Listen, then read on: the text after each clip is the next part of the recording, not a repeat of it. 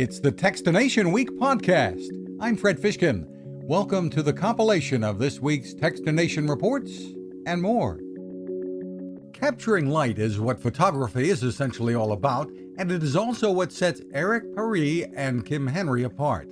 They've carved out a niche using light tubes, which they use to create dazzling images. We're using a 4-feet tube. It's a plastic tube, and I put a flashlight inside of it. I go behind Kim, and I simply make some movement with my light tube during a long exposure shot. We got to see it firsthand at the recent Out of Oregon Photography Conference, and Kim says it's easy enough for anyone to try. It's pretty simple. It's a simple tool that we use, and the principle is simple. So it's accessible for anyone to kind of start and experiment with it. They've shot all over the world. Check out the results at aboutthetubes.com, where you can also find videos, instructions, and even supplies.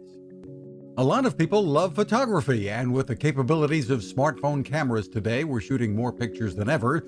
We almost always have a camera with us. But turning pro is a big step, and sometimes unexpected. At the recent Out of Oregon Photography Conference run by Out of Chicago, one of the top pros and instructors, Nick Page, told me he was cutting grass on a golf course until he picked up a camera while recovering from a back injury just 6 years ago. And within a year of picking up my first camera, I was shooting enough portraiture and weddings and that type of photography on the weekends that I was actually making more on my weekend than I was during my week. At nickpagephotography.com, you'll find more, including Nick's podcast. And he's not alone.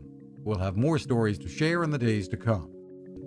Gavin Hardcastle is a well-known fine art photographer and instructor based in British Columbia. His enthusiasm and energy are contagious and fun. I got to spend time with him at the Out of Oregon Photography Conference run by Out of Chicago. But Gavin picked up photography as a second career, leaving behind a successful career producing music. I used to have to write music on command. It was something that I would have to do as my job.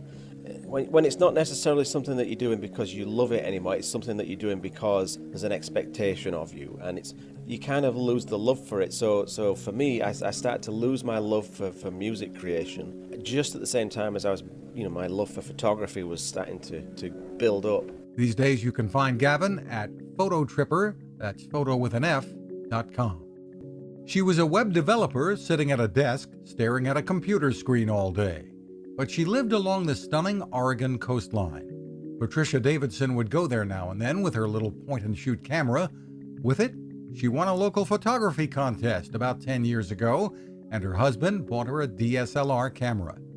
4 years ago, they took off in an RV, she quit her job, and turned full-time professional photographer. Well, my favorite thing to shoot is anything with flowing water, so I love seascapes and I love waterfalls. And you're in a great area for that. Oh, yeah.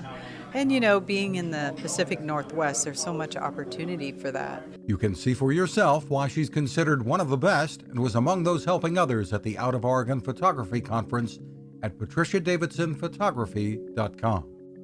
At the Out of Oregon Photography Conference this fall, I got to meet some of the best landscape photographers in the world, who it turns out came from all walks of life.